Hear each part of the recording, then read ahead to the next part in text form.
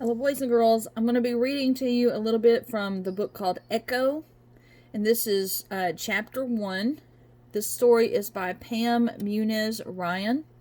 It kind of reminds me a little bit of Snow White and Tangled, all put together.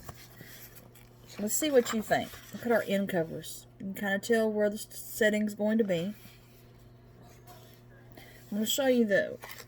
For part of the story, it has these white pages. This is when our main character, Otto, is talking, but he's also reading a book. And so whenever he's reading his book, the pages change. 50 years before the war to end all wars, a boy played hide and seek with his friends in a pear orchard bordered by a dark forest. Mathilda, who was it, sat on a boulder, buried her head against her knees, and began to count to 100. And the boy hurried away, determined to stay hidden longer than all the others, hoping to impress Matilda. Her lilting voice intrigued him, and even now, as she counted, her words sounded sing-song. 36, 37, 38, 39. And although it was strictly forbidden, the boy ran into the forest to hide, and every few yards he looked back to make sure he could still see the pear orchard behind him. And when it was nothing more than a speck in his view, he sat against a tree trunk within a cluster of pines. And from far away he heard Matilda's faint call, "Here I come, ready or not." And the boy smiled, thinking about the moment when he would waltz back to home base triumphant. And he'd have to be patient, though, for it would take time for everyone to be rooted from their hiding spots. And he pulled a book from his waistband, one of the two things he had bought that very morning from a gypsy for a finning. And he ran his fingers over the title embossed in the leather cover, "The 13th Harmonica of Otto Messenger." And he had not been able to resist the purchase, especially with such a peculiar coincidence. The title held his given name, Otto. And he opened the book and began to read. A witch, a kiss, a prophecy. Once, long before enchantment was eclipsed by doubt, an anxious and desperate king awaited the birth of his first child. And as it was written, the king's oldest would inherit the kingdom, but only if the child was a son. If the firstborn was a daughter, the monarchy would someday pass to the king's younger brother, his most ardent rival. And alas, the queen delivered a girl. But the king was devious. Moments after the birth, he whisked the infant away and ordered the loyal midwife to take it deep into the forest and leave it for the animals. And he forbade the midwife to speak of it ever again. And then the king told the queen and his subjects that the baby had not survived the birth. And the kind-hearted midwife hiked into the woods, knowing she could never abandon the child. As she pushed through the brambles and climbed over logs, she sang lullabies to the wide-eyed infant. And when she stopped singing, the baby wailed. And when she stopped singing, the baby wailed, and time and again the midwife obliged, humming and crooning until she reached her destination, a tumble-down cottage that belonged to her cousin, a selfish and lazy witch. "Would you take this child?" begged the midwife. "You already have goats for milk, and someday she might sweep the hearth for you." "I suppose," said the witch, "I will call her Eins."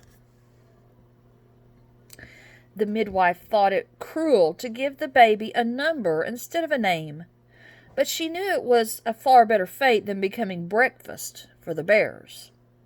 And she kissed the small bundle and whispered the one gift that she could bestow a prophecy. Your fate is not yet sealed.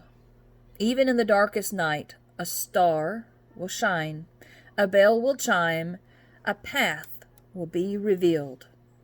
She spat at the ground to secure the fortune, and left the child with the witch and fled. And within 2 years the queen delivered another daughter. The king gave the same instructions to the midwife, who stole to the forest, singing all the while, for this baby too would be consoled only with song. And at the cottage the midwife beseeched the witch again. "Won't you take this child? Some day she might gather wood for you." "I suppose," said the witch, "I will call her Zwei." Another number for a name. It seemed a false start, but still a far better fate than becoming lunch for the wolves. And the midwife kissed the baby and whispered the prophecy again. Your fate is not yet sealed. Even in the darkest night, a star will shine, a bell will chime, a path will be revealed. And she spat at the ground to secure the fortune, left the child with the witch, and fled. 2 years passed, and yet another baby girl was born. 3 daughters, one after another. And the king repeated the same deception, and the midwife dutifully trapezed into the forest, serenading all the while, for the infant's only solace, like her sisters, was a melody. And when the midwife reached the cottage, she implored the witch to keep this baby too. Some day she might stoke the fire for you. "I suppose," said the witch, "I will call her Dry."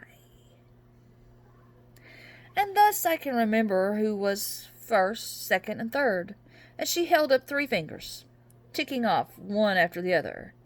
Eins, zwei, drei. And again, the midwife foresaw a bleak life ahead for the nameless child, and yet one far better than becoming dinner for the wild boar. And she would have her sisters for companions. Eins and Zwei, who were already in the service to the witch and toting small bundles of kindling, rushed to the midwife's side to meet their sister. And the midwife looked from the witch's hovel to the dirty, uncombed waifs, already cooing at the infant in her arms, and she kissed the baby and whispered, "Your fate is not yet sealed. Even in the darkest night, a star will shine, a bell will chime, a path will be revealed." And she spat at the ground to secure the fortune, and left the child with the witch, and fled. And at last, a month passed, a year later, the queen delivered a boy. And the king happily proclaimed that his first child had been born, a son. And throughout the kingdom church bells rang in celebration for the heir to the throne, who would one day be king. Now Otto looked up from the book. He'd been so absorbed in the story that he'd forgotten the hide-and-seek game, and the forest had become cold and windy, and the trees rustled and swayed, and Otto shivered and looked toward the pear orchard, straining to hear his friends in the distance. Had he missed the call, "Ollie, ollie, oxen free," the signal for the ones who were still hiding to finally show themselves? And he stood to leave, tucking the book in his waistband. A sudden gust lifted his cap from his head, and Otto spun around until he caught it, and he peered into the trees. But he had lost sight of the pear orchard.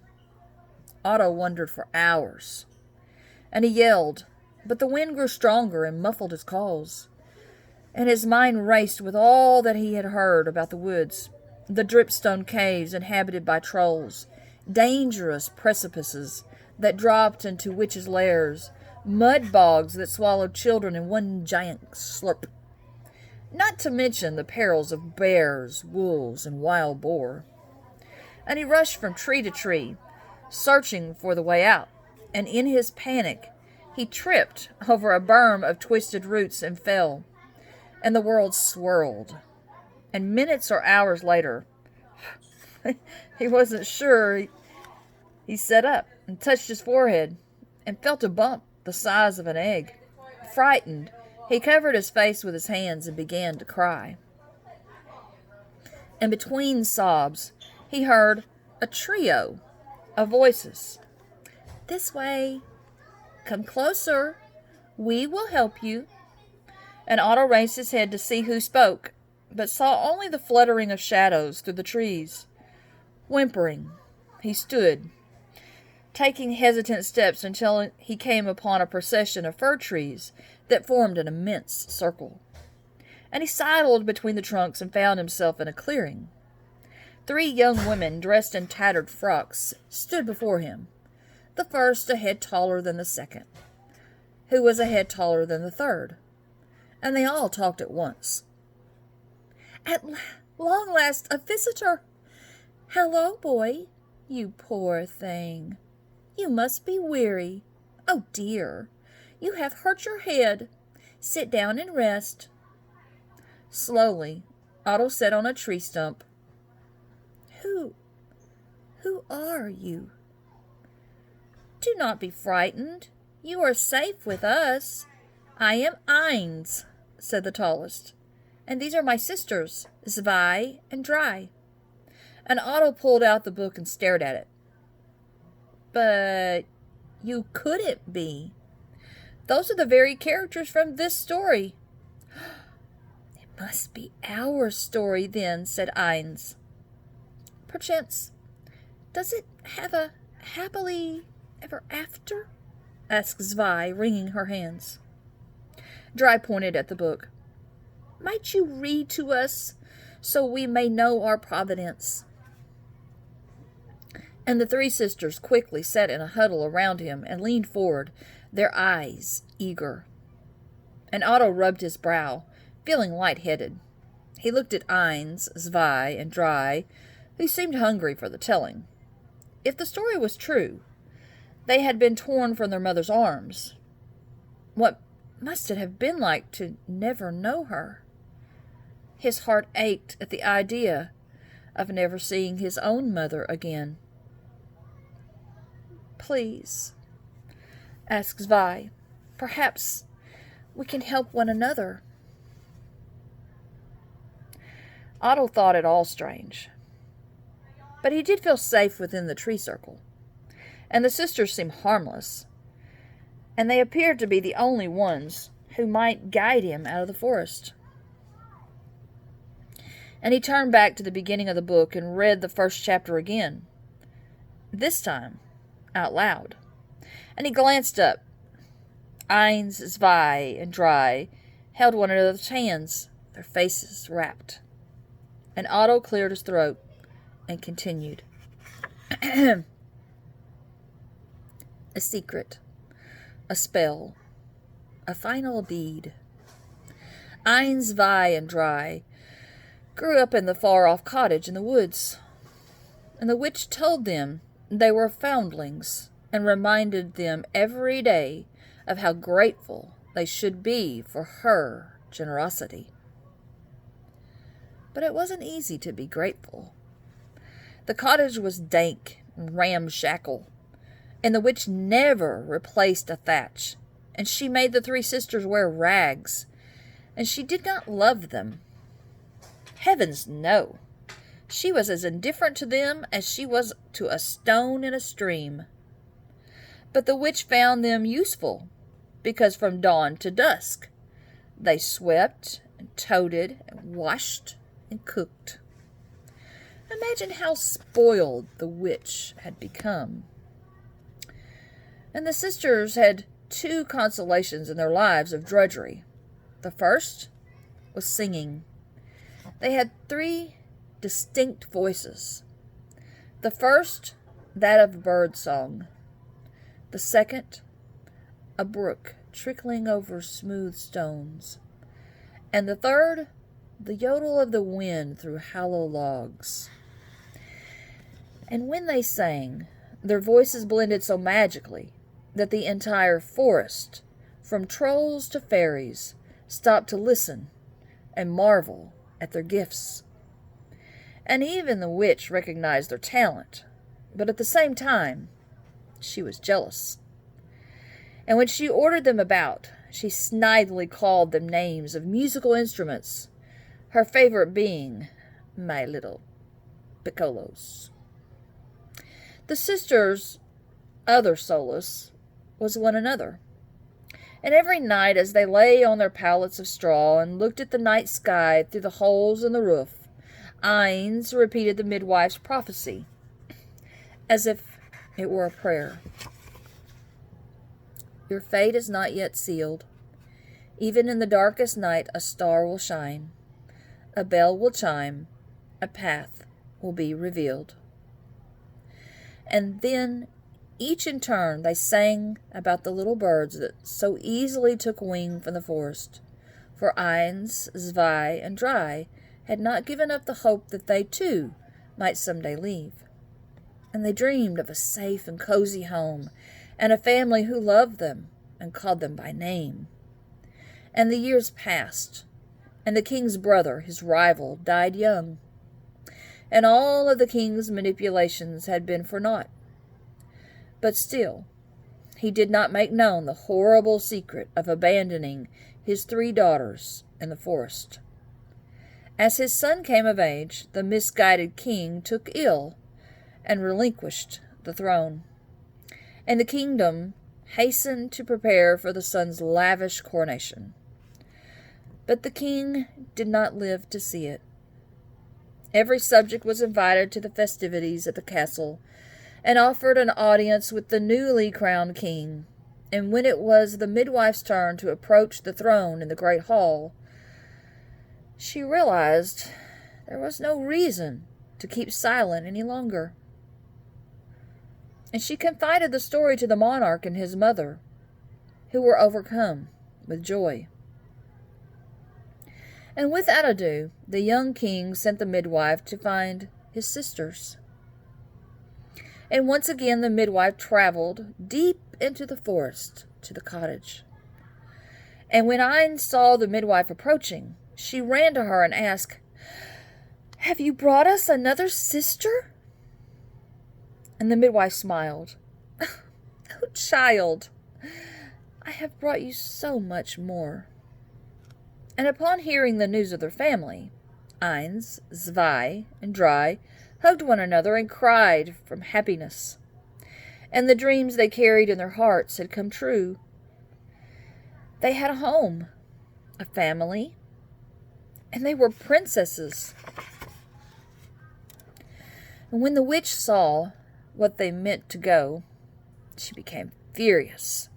She raised her arms, and the forest shuddered beneath her fury. Pointing to the 3 sisters, she yelled, "Ungratefuls! You would leave me after all I've done for you, after I saved your lives. Where would you be without me? Dead, that's where. If freedom is what you want, your choice comes with a price. See how you like my burden, my little piccolos." And the witch waved her arms and enchanted. "A messenger brought you about. One and the same must bring you out. You may not leave an earthly form, your spirits to a woodwind born. You save a soul from death's dark door, or here you'll languish evermore." And in a rush of ear-splitting wind, the witch, the midwife, the cottage, every belonging from the table to teacup, swirled toward the clouds, disappearing into another time and place.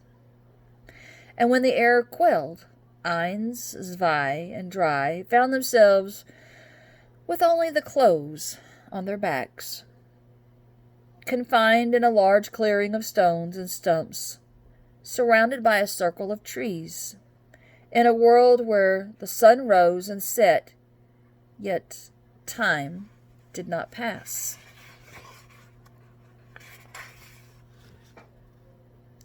Otto raised his eyes from the book's page, and looking from sister to sister to sister, Ines wiped a tear from her cheek. It's all true. What happens to us next? Asked Vi. Oh, you must read on. Do we reunite with our mother? Or meet our brother? Asked Dry, and Otto turned the page. The leaves were blank, and he flipped through to the end of the book. But it was more the same. Parchment with no words. It is unfinished, he said. There is no middle or ending, because we have not yet experienced anything after that page in the book, said Ines. We've been here, bound forever, as the witch's useless baubles. What does the spell mean? Asked Otto. She called us her little piccolos, said Vi. So, to make it more difficult to break the spell, our spirits may be carried from the tree circle only inside a woodwind by a messenger. Otto looked at the sisters, now despondent. If I could get home, I could help you, he offered. Do you have a woodwind? Asked Ines, as Vi leaned closer. A bassoon? Or an oboe, perhaps? Asked Dry. Otto shook his head. I only brought one more thing. He began to unroll his sleeves, which had been folded to the elbow. This morning, when I bought the book, the gypsy insisted I take this too, and did not ask for an extra penny. He held up a harmonica, and the eyes of the three sisters brightened. Ines gasped, A mouth harp! As Vi stood and came closer. If you will allow us to play it, we will help you find the way home. Dry touched his arm. But you must promise to pass along the mouth harp to another when the time is right. For our journey to save a soul on the brink of death cannot begin until you do. And Ines nodded. It is our only hope of ever escaping the spell. I promise, said Otto, for he wanted to go home. But how will I know when or to whom? And the three sisters surrounded him and whispered, You will know. Otto handed the harmonica to Ines. She played a short melody. Taking the instrument from her lips, she passed it to her sister. Zvi played a different tune, and as she performed, Otto heard both songs at the same time. Zvi passed the harmonica to Dry, who played yet another song. Well, that isn't possible, said Otto. I hear 3 melodies at once. Satisfied and in harmony, the sisters said, It is possible. And the sky had deepened, and night loomed, and Otto disappeared. How will I find my way? I'm afraid of the dark. Ines stood tall and said, Your fate is not yet sealed. Even in the darkest night, a star will shine. A bell will chime. A path will be revealed. And Dry handed him the small instrument, and Otto whimpered. But it's only a harmonica. Oh, it is much more, said Ines. When you play it, you breathe in and out, just as you would to keep your body alive. Have you ever considered that one person might play the mouth harp and pass along her strength and vision and knowledge, so that the next musician who plays it might feel the same? Said Zvi. It is true. When you play, you will see and find your way. You will have the fortitude to carry on. And Dry nodded. And you will be forever joined to us, to all who play the harp, and to all who will play it by the silken thread of destiny. Otto was overwhelmed by all of their strange suggestions, and forever joined by the silken thread of destiny?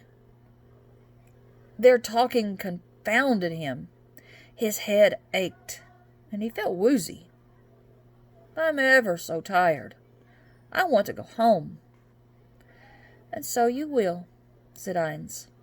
Slumber now, said Zwei. Sweet dreams, whispered Dry, her voice hypnotic. And he swooned and dropped to the pine needles.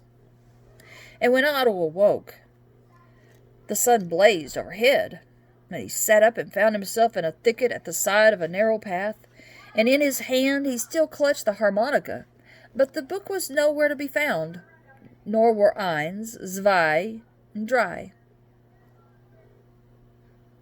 Had they kept the book, brought him to the spot, and left him? Was the path the way home? And all day he stumbled along the narrow trail, overgrown with wild geranium and thistle, until the sun disappeared behind the trees, and the knot on his head throbbed. Darkness crept in. Weak and frightened, he began to give up hope, until he remembered the harmonica, and he lifted it to his lips and played a simple tune. And the unusual tone of the instrument filled him with a peculiar and euphoric well-being, and he felt less alone. As he walked, he whispered,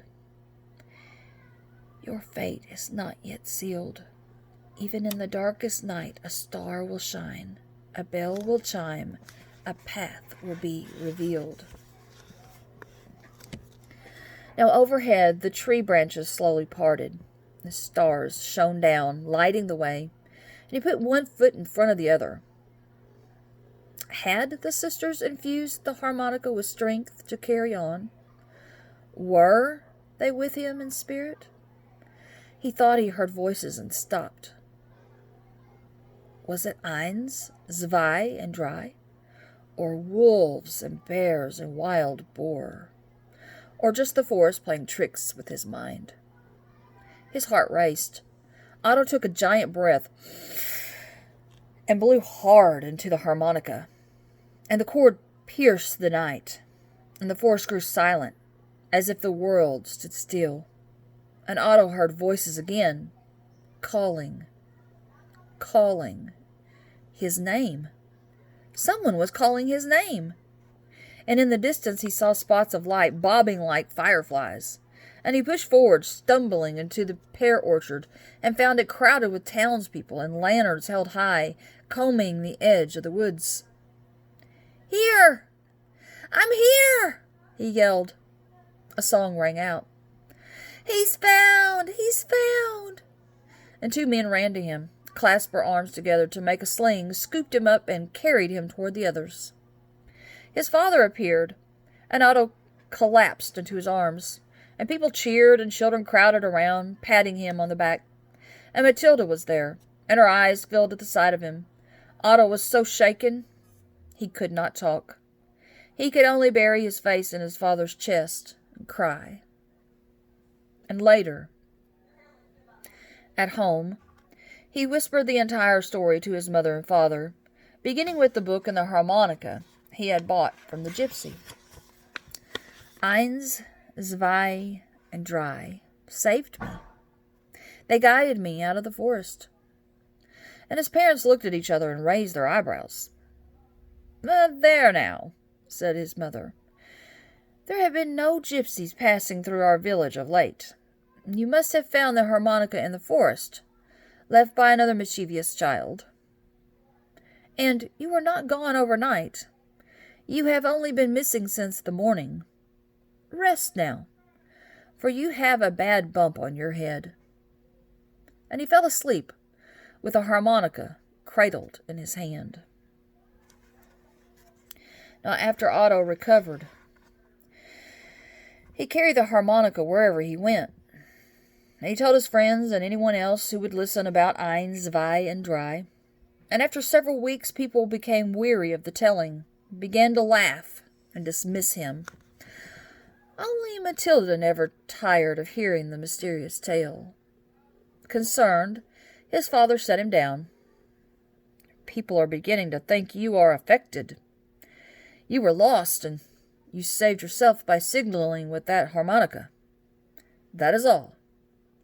I do not want to hear another word about a gypsy, a book, imaginary sisters, or a magic harmonica. To please his parents, Otto kept the harmonica out of sight and never carried it from his house again, and he stopped mentioning the three sisters and their story. And soon, life with his family went back to how it had been before he was lost in the forest. But whenever he felt afraid, he secretly took the harmonica from its hiding spot, played a song, and escaped into its reverie, feeling the familiar sense of happiness and comfort, that peculiar and euphoric well-being.